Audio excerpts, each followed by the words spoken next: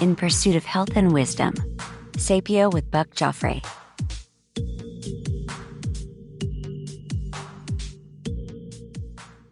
Welcome back to Sapio with Buck Joffrey. And today my guests on Sapio podcast are David Raubenheimer, PhD, and Steven Simpson, ACFRS, and they are renowned nutritional scientists who developed what is called the geometric framework for nutrition.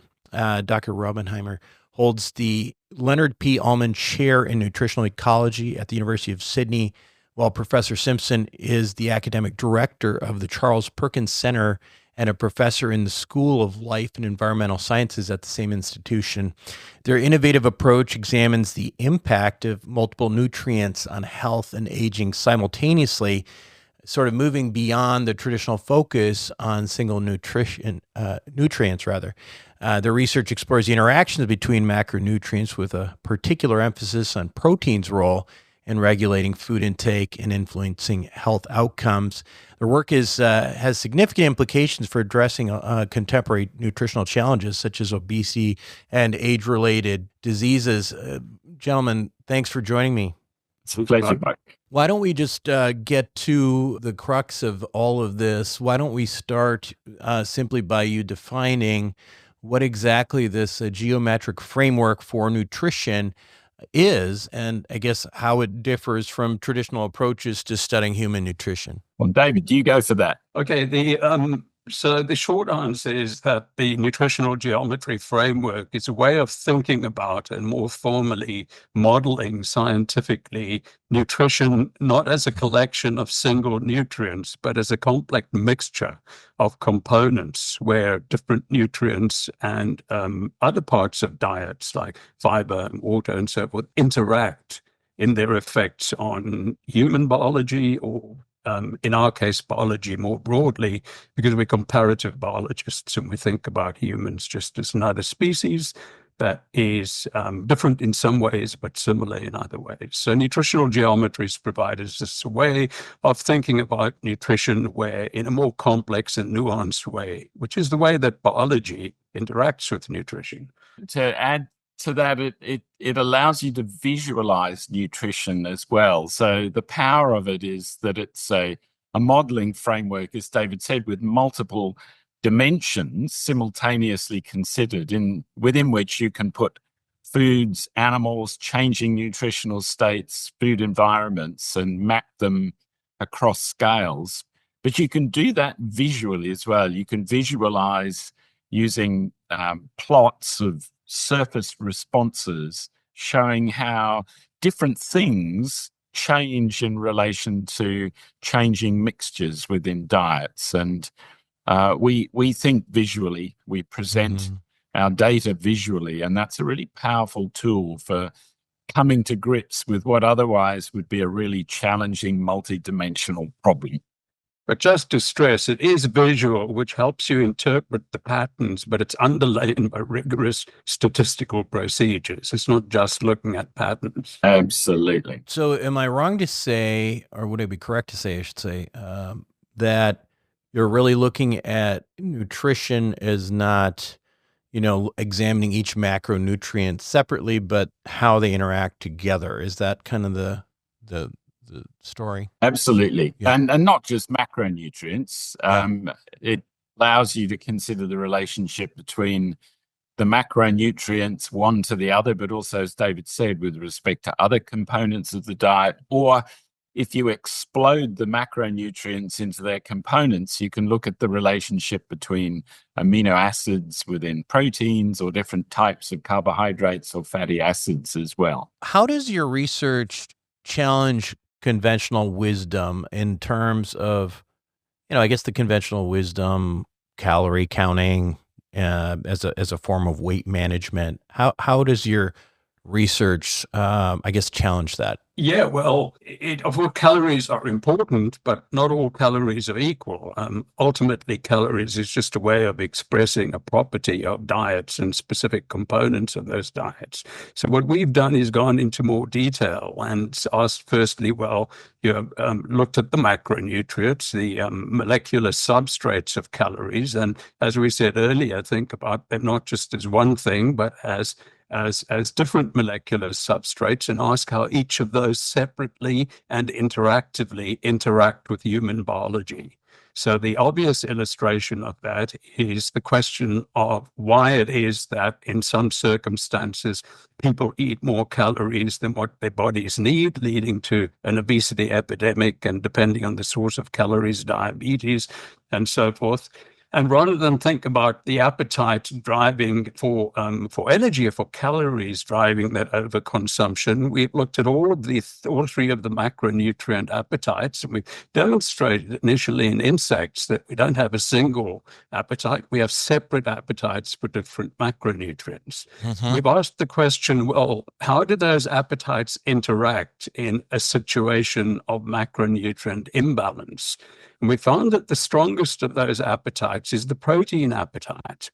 And what that means is that if the human diet and many other species, if protein is diluted, then we will eat more of that diet or that food to get the same amount of protein. So the protein appetite is regulating to a point.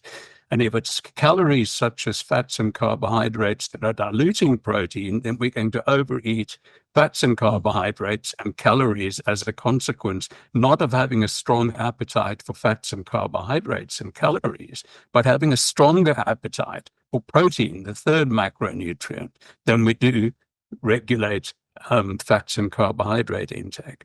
So that's what's known as protein leverage, which we've demonstrated now in humans, and other groups have demonstrated in humans. Yeah, you call this the protein leverage hypothesis. And do you want to kind of dive into that a little bit more on, why eating protein has the effects on human appetite, and ultimately, I guess, as that relates to the obesity epidemic and that, I guess, everything else that comes downstream of that? Okay. Yeah. So the initial observation was that if you looked at the origins of global obesity over the period since, say, the 1950s or early 1960s, if you track calorie intake over that period, it's gone up.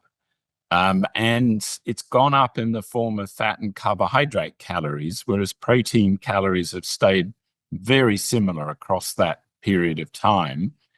And of course, that led people to rightly say that calories from protein can't therefore have driven obesity. The calories from fats or carbs have, and there's been, because of the focus on single nutrients, a battle between carbohydrate and fat proponents over, the last 50 or more years.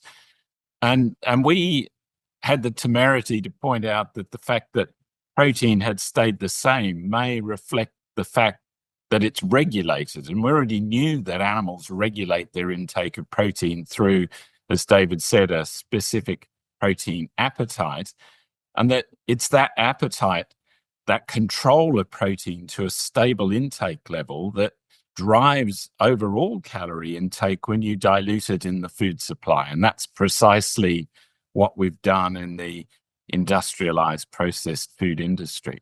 Now, that observation led to our requiring experiments in humans, and we and others have done those, reanalysis of population data, and we've done many of those analyses and analyses now. They're all coming to the same conclusion, that we do indeed have a dominant protein appetite. And it's also in more recent times, since we published Eat Like the Animals a few years ago now, it's allowed us and colleagues around the world to really delve into the molecular biology and the physiology of protein appetite control. And we're now starting to get a pretty solid handle on the hormonal and other nutrient signaling pathways that underlie protein appetite. There's an endocrine substance, a peptide called FGF21, that we've shown is a powerful stimulant of protein appetite, and it's released under low protein conditions. And starting now to understand the mechanism as well as the implications of this, through our interaction in the modern food industry. In previous discussions, and a lot of what I talk about generally has to deals with the issue of metabolic dysfunction, metabolic disorder in humans. A lot of that ultimately comes down to the role of insulin and insulin resistance.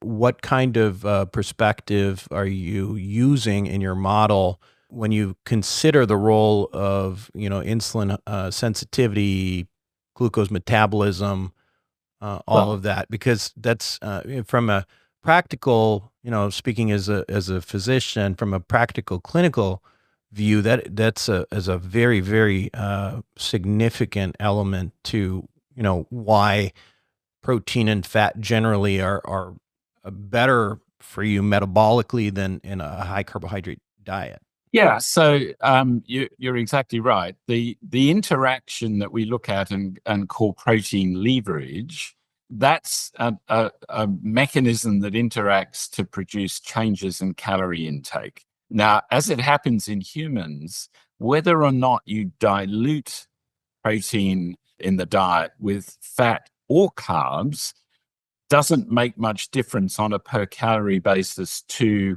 how much you are driven to eat because of the protein appetite. So in other words, the protein leverage effect is agnostic to whether the calories are coming from fat or carbohydrates. But what we also know is that once you eat them, the mixture of fat and carbohydrates and protein has powerful interactive effects on metabolic physiology. And we're able to visualize those and analyze those using nutritional geometry. Yeah, so you can map everything from, and we do this regularly, particularly in our large rodent studies, you can map glucose tolerance, insulin resistance, circulating leptin resistance, or ignoring, as we would rather call it, and a whole range of other physiological outcomes. And you can start to map the system response, the metabolic systems response, the immunometabolic systems response, the cardiology of nutrition, the impacts on brain function. You can map all of these things, and ultimately lifespan and health span as well, and relate them back to nutrient intakes. And that's at the heart of nutritional geometry. To re-emphasize, these aren't individual nutrient intakes. These are different nutritional mixtures.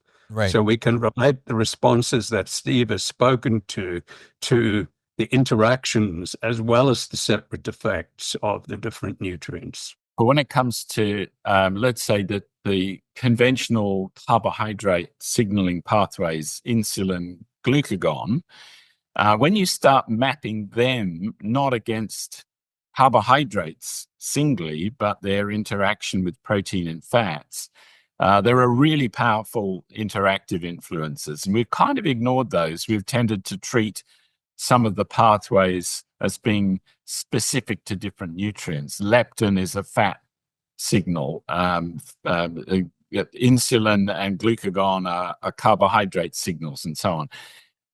And to a degree, that's correct, but it's basically incorrect when you consider that they also are powerfully influenced by the interactions between circulating nutrient metabolites. So when you look at these maps that you create, and I'm not sure if you have human models for this or not, but certainly I guess in the rodent studies, what are you seeing as potentially the optimal diets in terms of, longevity, health span, lifespan? It depends on where you are in the life course and what we have been able to do in animal studies directly by manipulating large numbers of diets and very large numbers of mice. Our most recent study has 2,500 mice on 18 different diets, and the mice are sampled at different stages across the life course, so we can track the development of metabolic changes in response and disease impacts in response to diet over time.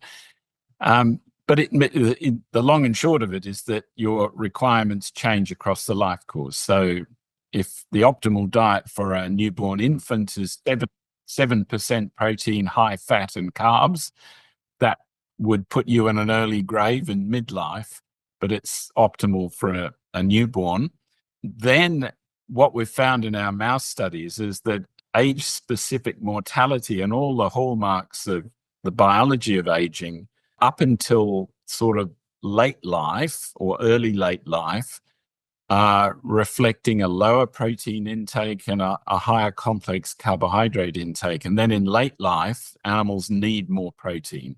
And that's true of us as well. And in part because we simply become less efficient at utilizing protein, we need to ingest more, otherwise we lose lean mass. Sarcopenia, frailty, and other things are the outcome.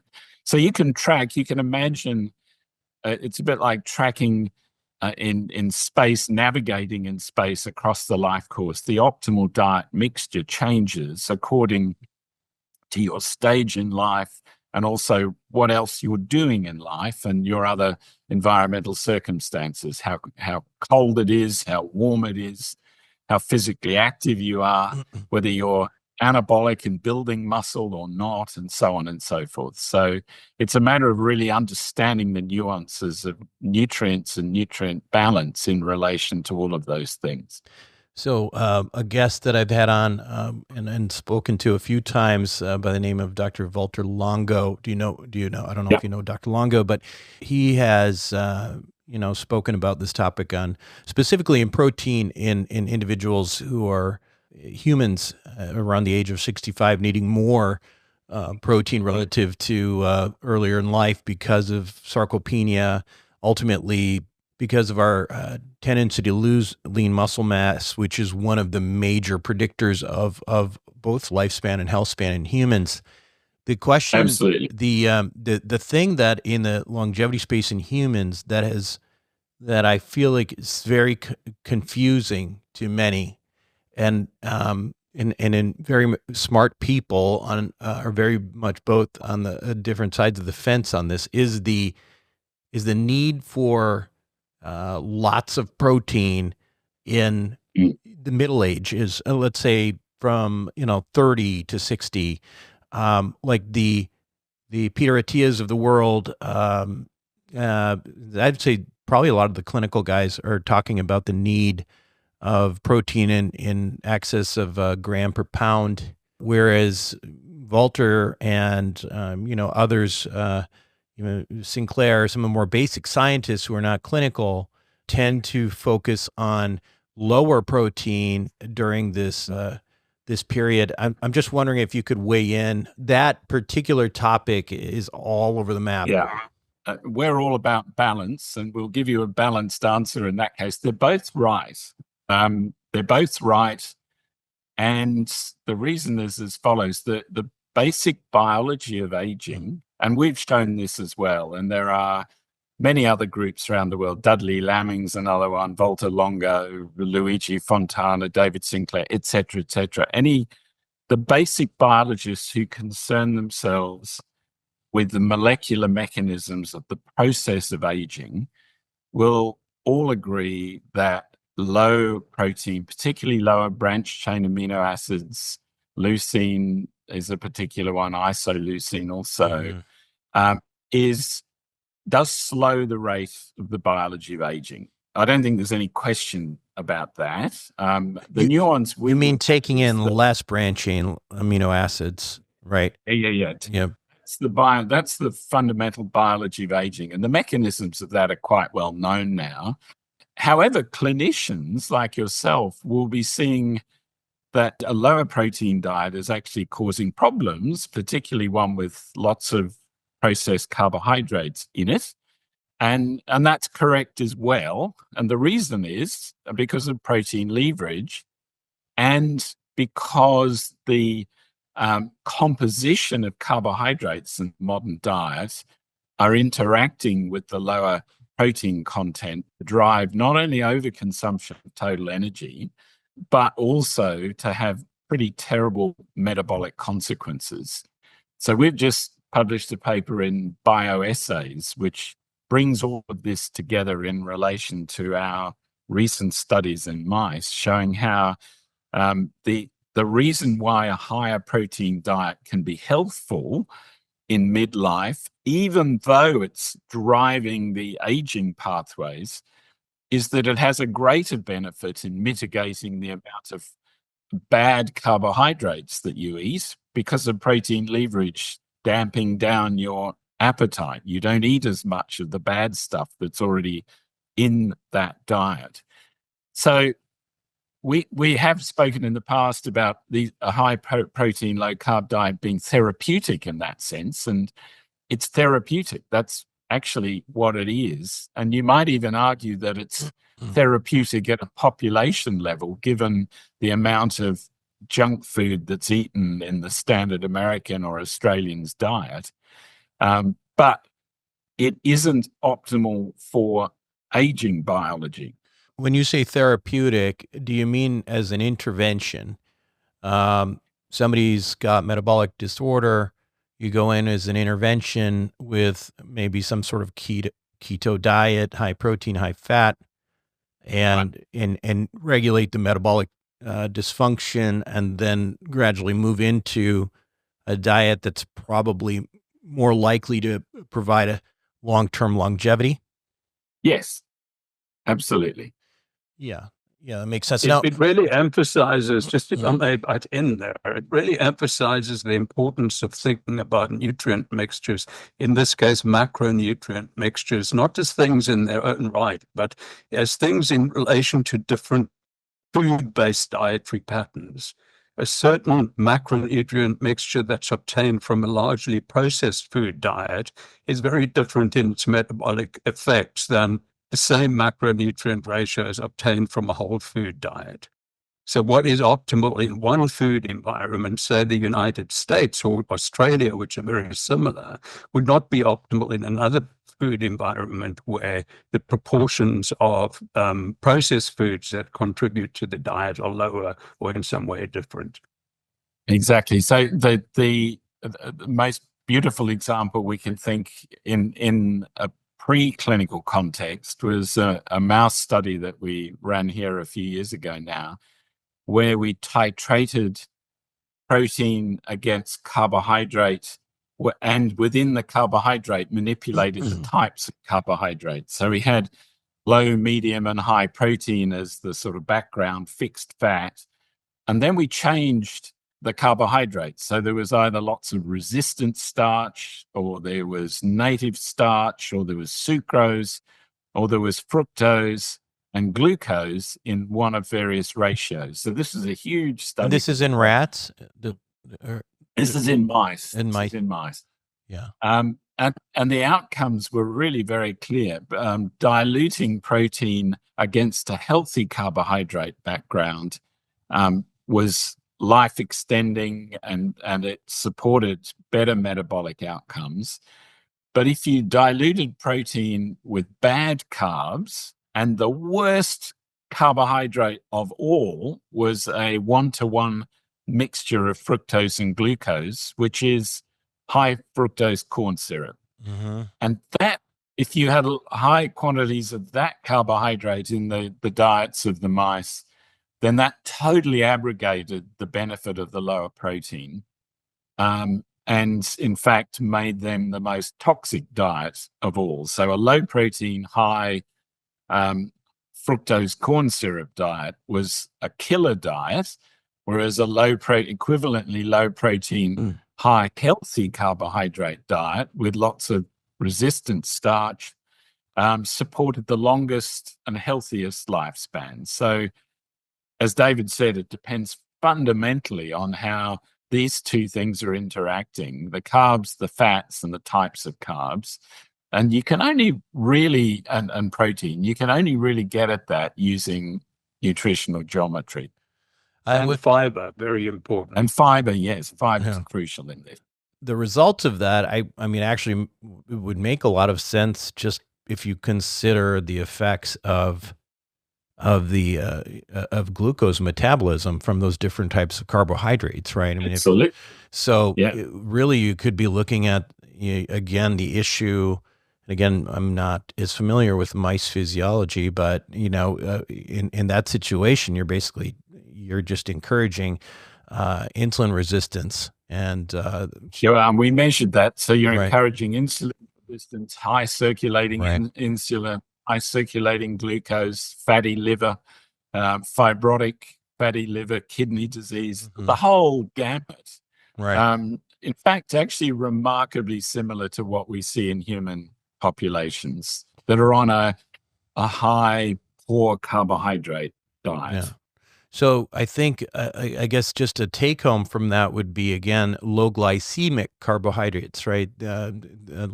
Generally, carbohydrates that are going to have less of an impact, low glycemic index carbohydrates, specifically when you talk about, the types of heavy carbohydrate diet in middle age, or when I use middle age, again, I'm talking about not being older, but not being a child. Yeah. That's what you're talking about. So, fruits and Absolutely. vegetables. Right. So you either limit the intake of bad carbohydrates by increasing protein and taking advantage of protein leverage, but you pay the price that you are driving pro-aging pathways, or you replace bad carbohydrates in your diet with healthy ones, particularly lots of resistant starch and fiber, which supports profound changes in the microbiome, which are linked directly to our protein appetite as well, because under high resistant starch and complex carb diets, you support species of bacteria in the colon that give rise to, that release amino acids, essential amino acids, and help support protein nutrition in the host. Whereas under low fiber diets, you get other types of bacteria that actually use host protein and hence are a drain on the host's protein, driving further protein appetite and hence further consumption of poor foods if you're in that sort of a food environment. What do you find in, with the experiments, what do you find in I guess, the moderate protein, but high fat, low carb experiments? Because and specifically, I'm talking about, the quote unquote good carbs, right? The type from avocados and from fish oils and things like that.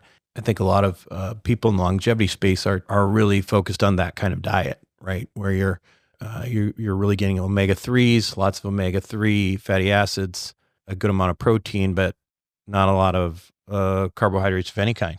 The benefit of high quality fats, carbohydrates, and protein, I think there's less biological action, if you like, in that dimension. If they're healthy, high quality fats and carbohydrates, it's interesting if you look across the globe at human diets around the world, the percent of protein of total energy is virtually the same. It doesn't matter where you look. Whereas fat and carbohydrate ratios vary enormously according to culture and different, conditions and latitudes and so on. It probably matters less than people think. In our mouse studies, if you've got a lower protein, higher healthy carbohydrate diet, that was the optimal mix to minimize age-specific mortality and support metabolic health broadly during that part of midlife. If you titrated fat against carbohydrate, you had a moderate effect of reducing that benefit. It was less pronounced, but I don't think it's as big a deal as people think. And much of the impact of changing, reducing carbohydrate, increasing fat is to do with the relationship with protein. And I think that's the other part of the story that we get at through the nutritional geometry. You mentioned the high protein triggers various pathways that accelerate aging, and I'm guessing you're specifically talking about the mTOR pathways, right? Is that right? Yeah, so mTOR, IGF-1, the conventional the conventional nutrient sensing pathways that drive reduction in autophagy and DNA repair and removal of junk proteins and so forth. So yes, that's clearly part of it. And there's a number of so-called canonical pathways.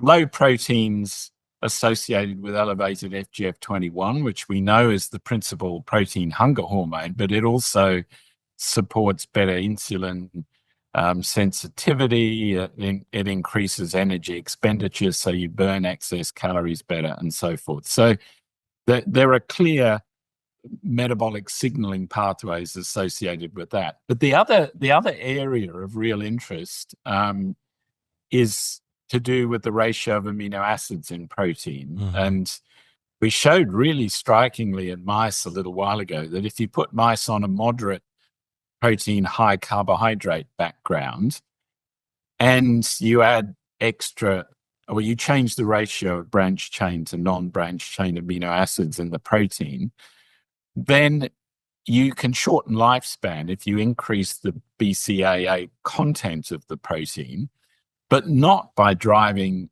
the conventional mTOR, IGF-1 and related signaling pathways. It turned out that it was acting indirectly via stimulating appetite, because too many branch chain amino acids were blocking access into the brain for others such as tryptophan, which are necessary as part of the appetite control system. Again, there are these potentially unexpected interactions that emerge when you look at it in this sort of interactive nutritional geometry frame. Have you, I mean, I don't know if it's really in the scope of your research, but I guess used rapamycin as an inhibitor of mTOR to see the effects of how that would make a difference? So we actually wanted to know what was the relative impact of metformin, rapamycin, and resveratrol as three of the most famous of the aging reducing compounds. And what we did was we titrated those this is a huge mouse study, against the same background manipulation macronutrients. And we found that the drugs had the expected effects, and we measured in great detail. We chose as our sort of organ system of interest the liver, and we looked at the liver proteome. And the most profound influence was through nutrients. It was the nutritional impacts that were most substantial. The drugs either dampened or exacerbated in the predicted way the response to nutrition. So it was a kind of nice illustration that if you do a head-to-head of drugs and nutrients, you get more bang for your buck by diet right than you do by adding the drugs. Yeah.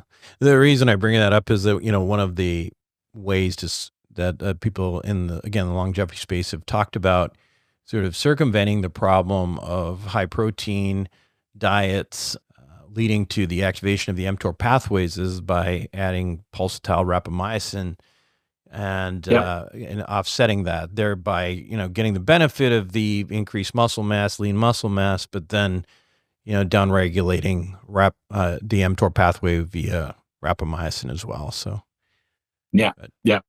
Well, that's biohacking. I'd rather eat a healthy diet. There you go. Well, great. I know you got to run. I appreciate your time and talking to me from around the world in Australia.